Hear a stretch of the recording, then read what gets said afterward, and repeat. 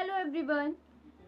एक क्लाइंट और एक एडवोकेट का रिलेशन बहुत इम्पॉर्टेंट होता है और एक एडवोकेट के लिए अपने क्लाइंट की काउंसलिंग करना उससे भी ज़्यादा इम्पॉर्टेंट और टफ काम होता है, बिकॉज उस टाइम पे आपको अपनी लीगल थिंकिंग, आपकी प्रॉब्लम सॉल्विंग एनालिसिस को, आपको किस तरीके से चीज़ों को सॉल्व करना है एट अ पॉइंट, उन सब चीज़ों को देखना होता है, सोचना होता है। डेट्स अ बिग डील होता है। तो बेसिकली क्या होता है, जो एक एडवोकेट जो होता है उसको अपने क्लाइंट की सारी चीज़ों को सुनना होता है, उसको काउंसलिंग देनी होती है, जिसमें बेसिकली कुछ सजेशंस, कुछ हेल्प दिए जाते हैं किसी भी क्लाइंट को, जिससे वो आगे फर्दर अपने केस में यूज़ कर सके या फिर वो उससे उसके केस को बेनिफिट मिल पाए। ठीक है, तो वो एट अ टाइम होता है, मीन्स उस टाइम पे एक एडवोकेट की थिंकिंग पावर, वो किस तरीके से चीज़ों को एनालाइज करता है, इन सब चीज़ों को देखा जाता है। तो इन्हीं सब चीज़ों की पहले से प्रैक्टिस करवाने के लिए जो लॉ स्कूल्स और लॉ कॉलेजेस होते हैं उनमें क्लाइंट काउंसलिंग की कॉम्पिटिशन्स करवाए जाते हैं। बेसिकली क्लाइंट काउंसलिंग का मतलब होता है जो किस तरीके से, अगर आपको एडवोकेट बनाया जाता है और किसी XYZ पर्सन को क्लाइंट, तो आप उस क्लाइंट की प्रॉब्लम को एट अ पॉइंट कैसे सुनेंगे, कैसे एवल्यूट करेंगे, कैसे एनालाइज करेंगे और उसको क्या रेमेडीज और क्या सजेशंस देंगे। सी, अब हमारे पास कोई एक क्लाइंट आ रहा है तो हम एट अ टाइम में उसको पूरा प्रोसीजर या पूरा स्ट्रक्चर नहीं बता सकते। तो हमें ये पता होना चाहिए जो उस एट अ टाइम के लिए हमें किस अमाउंट में और किस लिमिट तक किससे क्या कहना है, किस लिमिट तक सजेशन देनी है, किस लिमिट तक हेल्प करनी है। तो यही जो पैरामीटर होते हैं उन्हीं को समझने के लिए क्लाइंट काउंसलिंग होती है, जिसकी प्रैक्टिस लॉ स्कूल्स और लॉ कॉलेजेस में करवाई जाती है। पर्सनल एक्सपीरियंस शेयर करूं तो मैं सेकेंड ईयर में थी जब मैंने फर्स्ट टाइम क्लाइंट काउंसलिंग में पार्टिसिपेट किया था, और उस टाइम मुझे क्लाइंट काउंसलिंग के बारे में बहुत ज़्यादा ही नहीं पता था, मीन्स थ्योरेटिकल नॉलेज थी, बिकॉज हमारे कॉलेज में क्लाइंट काउंसलिंग की क्लासेस दी गई थी, तो मुझे ये हिंट पता था जो हाँ क्लाइंट काउंसलिंग क्या होती है। बट स्टिल मैं इतनी ज़्यादा प्रिपेयर्ड नहीं थी जो मैं क्लाइंट काउंसलिंग में पार्टिसिपेट करूँ, वो भी इंटर कॉलेज कॉम्पिटिशन।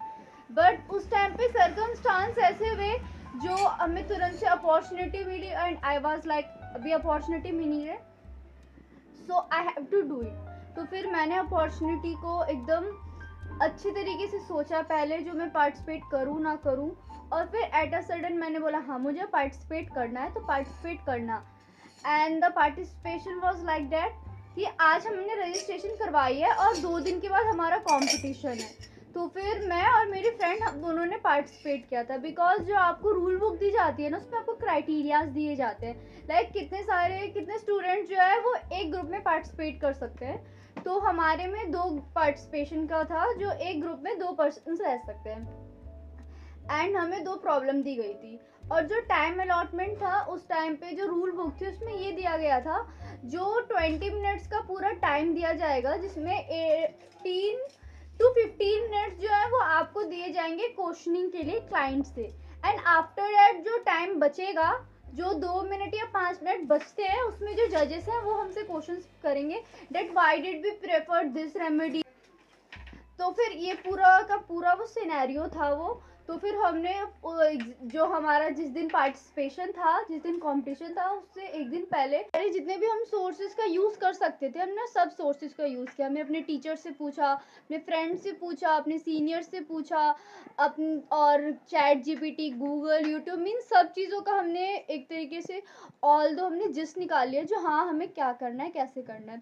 उसके बाद वी वर टोटली प्रिपेयर्ड, हम प्रिपेयर्ड थे जो हाँ हमें कुछ, हमारे एक्सपेक्टेशंस ये नहीं थे जो हमें वहाँ पे जाके जीतना है, हमारे एक्सपेक्टेशंस ये थी जो वहाँ पे जाके हमें एक्सपीरियंस और एक्सप्लोजर चाहिए। That's why we are participating. हमने बेसिकली पार्टिसिपेट किया, और जब हम वेन्यू पे पहुँचे तो फिर वहाँ पे जाने के बाद पहले हमें प्रॉब्लम दी गई जो हमें कौन सा प्रॉब्लम पे डिस्कशन करनी है। तो फिर हमने प्रॉब्लम सुनी, एंड एट अ सडन वहाँ से एक पर्सन आते हैं और वो हमें बताते हैं that the time allocation is change. जो टाइम हमें बताया गया था वो पूरा का पूरा चेंज कर दिया गया है due to shortage of time. के लिए तो हम एकदम सरप्राइज्ड हो गए थे, शॉक थे, बिकॉज हम उतने तरीके से वैसे भी प्रिपेयर नहीं थे, और ये टाइम का अचानक से चेंज हो जाना तो पूरा माइंडसेट हमारा फ्लिप हो गया। बट स्टिल हमने अपने दिमाग को काम किया and then we prepare from the starting. Means हमने टाइमर लगाया, क्योंकि क्लाइंट काउंसलिंग के लिए टाइमिंग इज़ वेरी इंपॉर्टेंट, क्योंकि आपके पास लिमिटेड टाइम दिया जाता है जिसमें आपको बहुत ज़्यादा लिमिटेड बट यूजफुल क्वेश्चंस पूछने होते हैं। तो हमने वही किया, तो हम बुलाया गया, हमें फर्स्ट या सेकंड चीज़ पे बुलाएगा।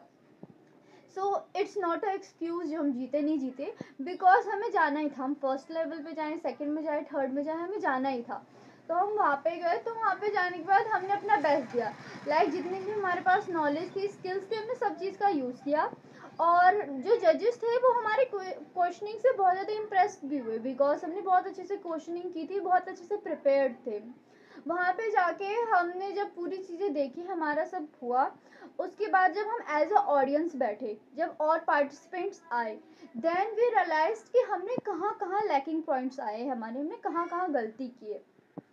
पता है जो हमें किस तरीके से टाइम का यूज़ करना है, किस तरीके से अगर हमें टाइम कम मिल रहा है या टाइम ज़्यादा मिल रहा है, तो किस तरीके से अपना बेस्ट देना है। सी हम किसी को भी ब्लेम नहीं कर सकते जो आपने हमें कम टाइम क्यों दिया, आपने हमें ज़्यादा टाइम क्यों दिया, बिकॉज ये हम पे डिपेंड करते हैं हम सर्कमस्टेंस को कैसे हैंडल करते हैं। अभी हमें एक लिमिटेड टाइम दिया गया है, बट हम जब रियलिटी में प्रैक्टिस में जाएंगे और अचानक से हमारे साथ ही सिनेरियो होते, तो वी विल बी होपलेस। तो फिर वो उस टाइम पे अच्छा नहीं लगेगा, बट स्टिल अभी हम लर्निंग के स्टेज पे, और हमारे साथ अगर ऐसे कुछ भी सर्कमस्टेंसेस आते हैं, तो उसे हमें पॉजिटिव वे में लेना है, नेगेटिव वे में बिल्कुल नहीं लेना है। और फर्स्टली अपने आप को मोटिवेटेड रखना है और काम रखना है, बिकॉज अगर हम खुद ही दिमाग में क्योस पूरा पैदा कर लेंगे, तो फिर जो हमें करना है हम वो एग्जीक्यूट ही नहीं कर पाएंगे। तो बेसिकली मेरी जो क्लाइंट काउंसलिंग की जो पूरा ऑल द एक्सपीरियंस था, उसमें मैंने बेसिकली दो ही चीज़ सीखा। पहला टाइमिंग, दूसरा खुद को मोटिवेट कैसे रखना है।